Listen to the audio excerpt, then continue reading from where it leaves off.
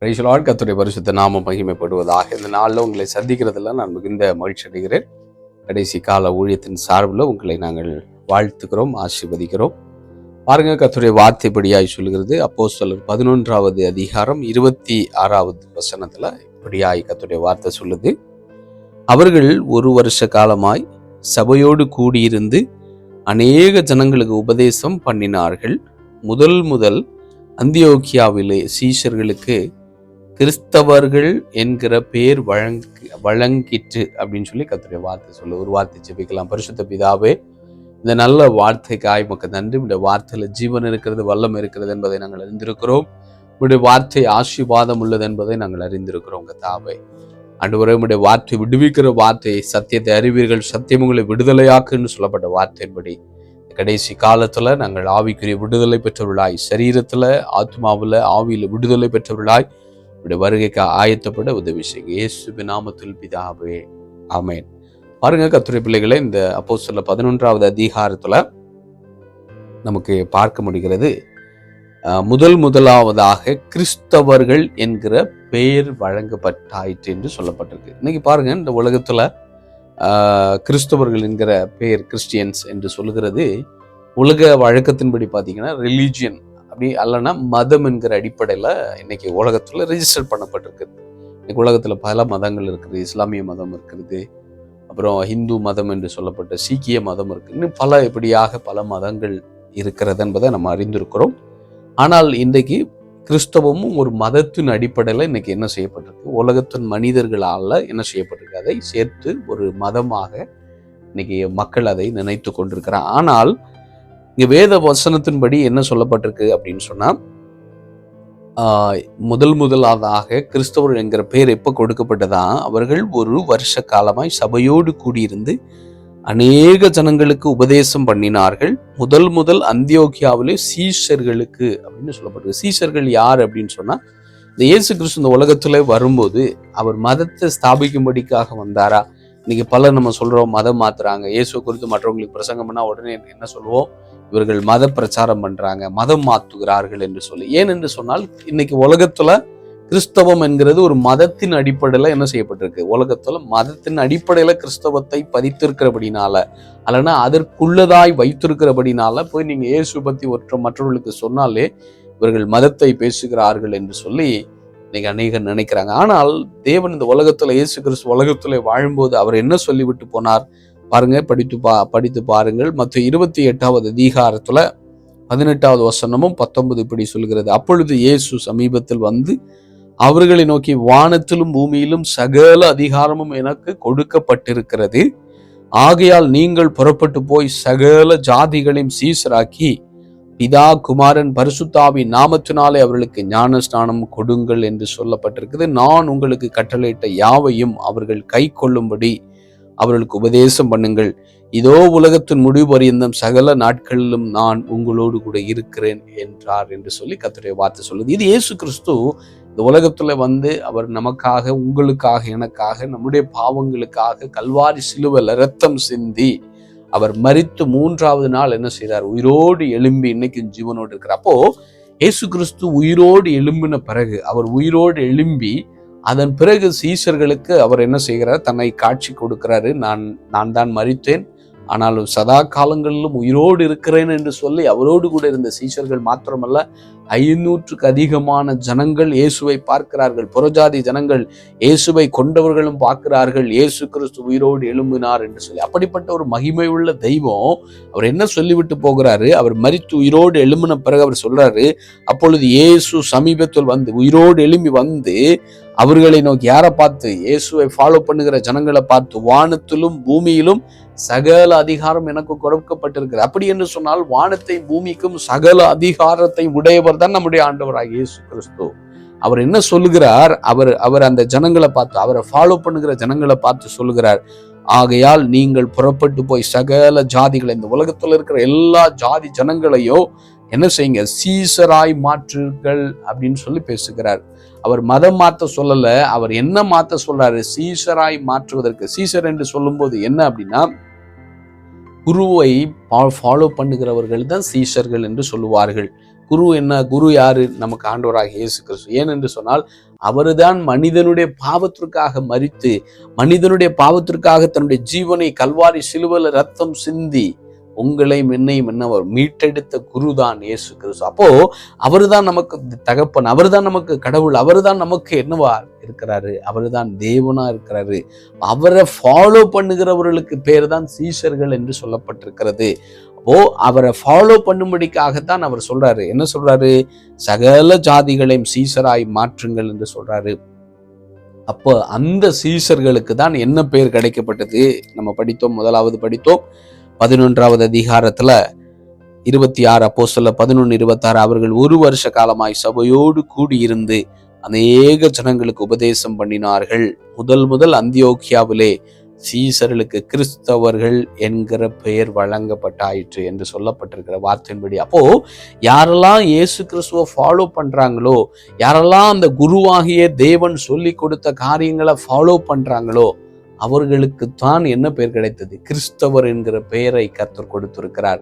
கிறிஸ்தவம்ங்கிறது மதம் அல்ல. மறுபடியும் சொல்றோம், வேதம் சொல்கிறது அது மதத்தை பரப்புவதற்காக வரவில்லை, நீங்களும் நானும் மனதை திருப்பும்படிக்காக. அதனாலதான் ஆண்டவராகிய இயேசு கிறிஸ்து முதலாக அவர் பிரசங்கம் பண்ணும்போது என்ன பிரசங்கம் பண்ணினார்?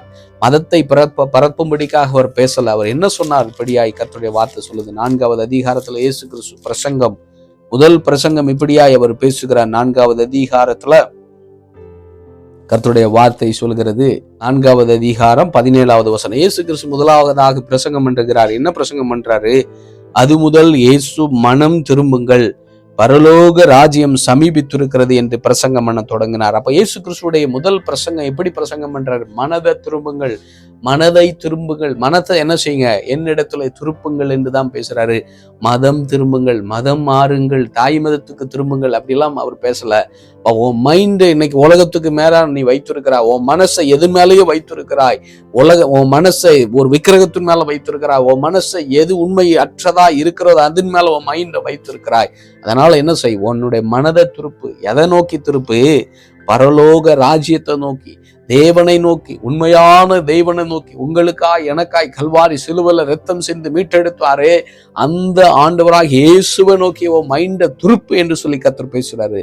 அதனால இன்னைக்கும் பலர் பாருங்க, இந்தியாவில் பார்த்தீங்கன்னா, ஈவன் தமிழ்நாட்டிலும் சரி, இன்னும் நார்த் இந்தியாலெல்லாம் போனீங்கன்னா ஒரு போய் இயேசுவை பத்தி வெளியே சொல்ல முடியாது. சொன்னால் அடிக்கிறாங்க, உதைக்கிறாங்க, கொலை செய்வதற்கும் அவர்கள் என்ன செய்யறாங்க, ஆணவத்தோடு இன்னைக்கு கொலை செய்வதற்கும் அவர்கள் துணிந்திருக்கிறாங்க. காரணம், நாங்க தான் ரூல் பண்றோம். கிறிஸ்தவத்துக்கு விரோதமா இன்னைக்கு அநேகர் இந்த கிறிஸ்தவமே இந்தியாவில் இல்லாமல் பண்ணுவேன் என்றெல்லாம் போராடி இன்னைக்கு பலவிதமான நெருக்கத்தின் மத்தியில் இந்தியாவாகட்டும் உலகத்தின் பல நாடுகளும் அதை வேதனைப்படுத்தி கொண்டிருந்தாலும், எவ்வளவுக்கு எவ்வளவு கிறிஸ்தவத்தை ஒடுக்குகிறார்களோ, எவ்வளவுக்கு எவ்வளவு மத மாற்றத்தை கொண்டு வர வேண்டும் என்று சொல்லி போராடுகிறார்களோ அந்த அளவுக்கு இன்னைக்கு கிறிஸ்தவம் வளர்ந்து கொண்டுதான் இருக்கிறது. காரணம், கிறிஸ்தவத்தோட அடிப்படை மதம் மாற்றுவது அல்ல, மனதை திருப்ப வேண்டும். நம்முடைய மைண்டு பாவத்தின் மேல இருக்கிறதா? நம்முடைய மைண்டு இந்த உலக பொருட்கள் மேல, உலக அசுத்தத்தின் மேல, உலக பாவங்கள் மேல, தேவனுக்கு பிரியமில்லாத, தேவன் எதற்காக படைத்தார் என்று அறியாதபடி மனது இந்த உலகத்தையே சார்ந்திருக்கிறதா?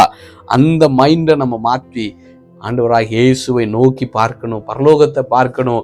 உங்களுக்காக எனக்காய் கல்வாரி சிலுவையில ரத்தம் சிந்தி மீட்டெடுத்தாரே அந்த ஆண்டவராக இயேசுவை நோக்கி பார்க்க வேண்டும் என்று சொல்லித்தான் இயேசு கிறிஸ்து என்ன செய்தார்? முதலாக அவர் பிரசங்கம் பண்ணினார்.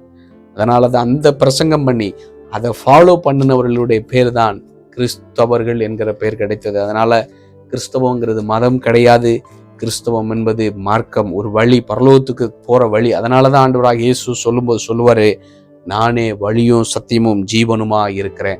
ஆண்டவராக இயேசு கிறிஸ்து மட்டும்தான் நமக்கு வழி. பரலோகத்துக்கு போக வேண்டுமா? ஒருவேளை எனக்கு இந்த உலகம் மட்டும் போதும், இந்த உலகத்துல வாழ்கிற 70 வருடம் அல்லனா 80 அல்லனா 100 வயது மட்டும் எனக்கு நல்லா வாழ்ந்தா போதும், அதன் பிறகு எக்கேடு கெட்டு போனாலும் பரவாயில்லன்னு நீங்க நினைத்தீங்கன்னா உங்களை மாதிரி பரிதபிக்கப்படுகிறவர்கள் வேற யாரும் இருக்க முடியாது. காரணம், உங்களுடைய என்னுடைய ஆத்துமா நிரந்தரமாய் வாழக்கூடியது, அது நித்தியமாய் வாழக்கூடியது. ஆத்துமாவுக்கு அழிவு கிடையாது. அந்த ஆத்துமா நிலையாய் வாழப்போகிறது. அது வாழ வேண்டிய இடத்தை தீர்மானிக்கிற ஒரு வாழ்க்கை தான் இந்த பூமியில வாழ்கிற வாழ்க்கை. நான் நரகத்துக்கு போக வேண்டுமா இல்ல பரலோகத்துக்கு போக வேண்டுமா என்கிற தீர்மானிக்கிற காலம்தான் இந்த பூமியில வாழ்வதற்கு என்று கொடுக்கப்பட்ட வாழ்க்கை. நானு என்னுடைய தாத்தா இயேசுவை அறியாதவர். என்னுடைய தாத்தா 86 வயதுல இயேசுவை அறிந்து கொண்டாங்க. அதுக்கு முன்னாடி என்னுடைய தாத்தாவுடைய தாத்தா எங்க வீட்டுக்கு முன்னாடி பலி பீடம் கட்டி வைத்திருப்பார்கள். பலிபீடம், பலி கொடுக்கக்கூடிய ஒரு இடமாக எங்க வீடு இருந்தது. ஆனால் அதோடைய தாத்தா எங்க அம்மா அப்பா இயேசுவை ஏற்றுக்கொண்டது நிமித்தமாக நானும் பிறகும்போது கிறிஸ்தவனாய் 3வது தலைமுறை கிறிஸ்தவனாய் இருந்தேன். ஆனாலும் கிறிஸ்துவுக்கு எனக்கு ஒரு தொடர்பு பெற்றவனாய் நானும் ஒரு கிறிஸ்தவ ஒரு மதம் தான் அப்படின்னு நினைத்து கொண்டிருந்தேன். ஆனாலும் ஏசப்பாவுடைய பெரிதான கிருபையால் 23வது வயதுல இயேசு மதத்தை பரப்ப வரவில்லை, இயேசு மனதை மாற்றத்தான் வந்தார் என்கிற சத்தியத்தை அறிந்து கொண்டு இயேசுவை உண்மையாய் ஏற்றுக்கொண்டு அவருடைய பிள்ளையாய் மாறி அவருடைய பரலோக தரிசனத்தை பார்த்திருக்கிறேன். இயேசு கிறிஸ்து வருகிற வருகை குறித்ததான தரிசனத்தை பார்த்திருக்கிறேன். அதனால நான் தைரியமாய் சொல்ல முடியும், இயேசு ஒருவரே தெய்வம். அவர் உங்களை மதத்தை மாற்றி கிறிஸ்தவன் என்கிற மதத்தின் மடியில உலகம் வைத்திருக்கலாம். ஆனால் அந்த கிறிஸ்தவ மதத்துக்கு நீங்க வந்தீங்கன்னா ஒரு பிரயோஜனம் இருக்காது. ஆனால் உங்க மைண்டு எப்படி வேண்டுமானாலும் இருக்கலாம். ஆனால் உங்க இருதயம் இயேசுவை தேடி இயேசுவின் பிள்ளையாய் மாறி நீங்க வாழ்ந்தால் போதும். அதனால இன்னைக்கு ஆண்டவர் சொல்லுகிறார், கடைசி காலத்துல நம்ம வாழ்ந்து கொண்டிருக்கிறோம். இன்னைக்கு நிறைய பேர் வெளியில ஒருவேளை அவங்க சர்ச்சுக்கு போகாம இருக்கலாம், ஆனால் ரகசியமாக இருதயத்துல இயேசுவை சுமந்து கொண்டவர்களை எனக்கு தெரியும். நிறைய பேரை நான் பார்த்துருக்கிறேன், கேட்டிருக்கிறேன். அதனால உங்க மனதில் ஆண்டவர் இன்னைக்கு பேசி கொண்டிருக்கிறார். உங்க இருதயத்துல இயேசுவை ஏற்றுக்கொண்டால் போதும். நீங்க கிறிஸ்துவங்கிறது மதம் கிடையாது. கிறிஸ்துவம் என்பது மனதை திருப்ப வேண்டிய ஒரு இடம். கடைசி காலத்துல இயேசு கிறிஸ்துவின் வருகை நாட்களில் நம்ம வாழ்ந்து கொண்டிருக்கிறோம். வருகை சீக்கிரமாய் வரப்போகிறது. இயேசுவோடு கூட வருகையில போக வேண்டுமா? அவரோடு கூட நித்தியமாய் வாழ வேண்டுமா? பரலோக வாழ்வு பெற்றுக்கொள்ள வேண்டுமா? ஒரே ஒரு காரியம், உங்க இருதயத்துல, ஆண்டவரே என்னுடைய இருதயத்துல வாழுங்க ஆண்டவரே. நம்முடைய இருதயம் தான் இயேசு கிறிஸ்து தங்குற வீடா இருக்கிறது. அந்த வீட்டுல, என்னுடைய இருதயமாகி வீட்டுல நான் கூப்பிடுறேன், ஆண்டவரே என் இதயத்துல வாங்கப்பா, என் இதயத்துல வந்து நீங்க தங்கி இருங்கன்னு சொல்லி அவர் அழைத்தால் அவர் வருவதற்கு ஆயத்தம் உள்ளவரா இருக்கிறாரு. ஆனா நீங்க கூப்பிடாம, நீங்க அவரா வந்து புஷ் பண்ணியெல்லாம் அவர் வரமாட்டாரு. நீங்க கூப்பிட்டா உங்க இருதயத்துல இன்னைக்கு வந்து உங்களுக்கு ஒரு ரட்சிப்பை தர அவர் வல்லவரா இருக்கிறார். அவரை கூப்பிடுறீங்களா? ஜெபிக்கலாமா? பரிசுத்த பிதாவே, இன்னைக்கு பேசின எல்லா வார்த்தைகளுக்காக நன்றி. இந்த கடைசி காலத்துல வாழ்கிற கர்த்தாவே, இந்த கொடிய காலத்துல நாங்கள் வாழ்ந்து கொண்டிருக்கிறோம். ஆனாலும் நீ நேசித்து இந்த நாள் மட்டும் எங்களுக்கு ஜீவனையும் கிருபை தந்து எங்களை நடத்தி கொண்டிருக்கிறீங்க. இந்த நாள்ல இந்த வார்த்தையை கேட்டு யாரெல்லாம் உம்மை இருதயத்துல கூப்பிடுறாங்களோ அவங்க இருதயத்துல நீர் வருகிறபடினால் நன்றி, மனதை திருப்புகிறபடினால் நன்றி ஆண்டு. உங்க பிள்ளையாய் கர்த்தருக்காய் சாட்சி உள்ளவளாய் ஒவ்வொருவரை நீ மாற்ற போகிறதற்காய் நன்றி. வருகைக்காய் எங்களை ஆயத்தப்படுத்தும். இயேசுவின் நாமத்தில் பிதாவே, ஆமேன், ஆமேன்.